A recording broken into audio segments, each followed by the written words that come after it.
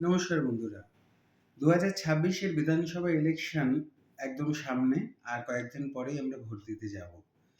প্রত্যক্ষ রাজনীতিতে যাওয়া বা প্রত্যক্ষ রাজনীতি নিয়ে কোনো কথাবার্তা বলা কোনো পার্টির পক্ষ থেকে আমি কোনোদিনই তার পক্ষপাতিত্ব করি না। কিন্তু মানুষের হয়ে কিছু তো কথা বলতে হবে। বা আগের একদিন আমি বলেছিলাম কটা কথা নেতাজির আত্মজীবনী ওনার লেখা বই থেকেই যে রাজনীতির থেকে আপনি কখনো নিজেকে আলাদা করতে পারবেন না। কেননা মানুষের জীবনের উপর রাজনীতির প্রভাবটা তো প্রচণ্ড রকম পড়ে। আপনি সেটার পৃষ্ঠপোষকতা করুন বা নিন্দা করুন, অর্থাৎ যে কোনো রকম সমালোচনা করুন না কেন, তাতে আপনাকে নিজেকে যুক্ত করতেই হবে। তার থেকে নিজেকে আলাদা করে রাখার কোনো উপায় নেই। গত ২ বছর ধরে যে কেসটা নিয়ে আমি খুব বেশি ঘেঁটেছিলাম, অভয়া আন্দোলন, তাছাড়া আরও নানা রকম আছে যেখানে প্রত্যক্ষভাবে দেখেছি, অবজার্ভ করেছি, পড়েছি, তাদের সাথে কথা বলেছি, জেনেছি, মার খেয়েছি, রাস্তায় গড়াগড়ি খেতে লেগেছে, অনেক কিছু। কিন্তু যা আমি আজকে একটা পোস্ট করেছিলাম, আপনারা লক্ষ্য করে থাকতে পারেন যে প্রতিবাদে যাদেরকে আমরা কোনোদিন দেখতে পাইনি ঠিক মতন, তাদের প্রচারের কিন্তু কোনো খামতি নেই। কিছু লোক বলছে যে আমাদের ক্ষমতায় আনুন, আমরা ন্যায় বিচার এনে দেব।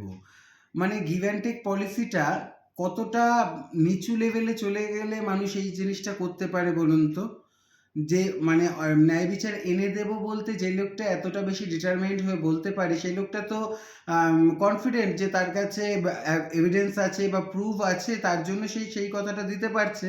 যদি না থাকে, সে মিথ্যে কথা বলে, সেটা আলাদা। আর যদি সে সত্যি কথা বলে থাকে, তার মানে মানে he know very well about this incident and he has the proof already. তাহলে যদি কারোর কাছে প্রুফ থেকেই থাকে, তাহলে সে এতদিন কিসের জন্য অপেক্ষা করছে? ক্ষমতাটা পাওয়ার জন্য? ক্ষমতা দিলে ন্যায় বিচার দেবে? তোর বিচার তোর কাছে রাখ ভাই।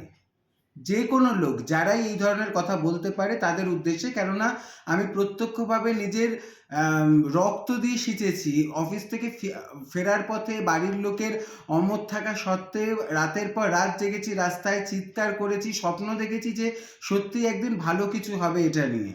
তাই এই ধরনের ফালতু কথা প্রচণ্ড মেজাজ গরম করে দেয়। আর যদি সত্যি সেই ঘটনা ঘটে থাকে এবং সত্যিই যদি আন্দোলনের কোনো না কোনো প্রভাব সমাজ এবং মানব সভ্যতার ওপর ফেলে থাকে, আমি মানুষ হয়ে বলছি, সেই অন্যায়কারী এবং দুর্নীতিগ্রস্ত মানুষদের মুখের মধ্যে দিয়ে হাত ঢুকিয়ে পাকস্থলী সমেত সেই বিচার কেড়ে নিয়ে আসবে একদিন এই বামপন্থার রাস্তা দিয়ে হেঁটে গিয়ে মানুষ। একমাত্র এই রাস্তাই পারবে, আর অন্য কোনো রাস্তা নেই, বিকল্প ব্যবস্থা কোনো নেই। এই স্বার্থের জন্য, নিজের বাড়ির ছেলে মেয়েদের ভবিষ্যতের স্বার্থের জন্য প্লিজ ভেবে চিনতে তারপরে ভোটটা দিতে যাবেন। ভালো থাকবেন।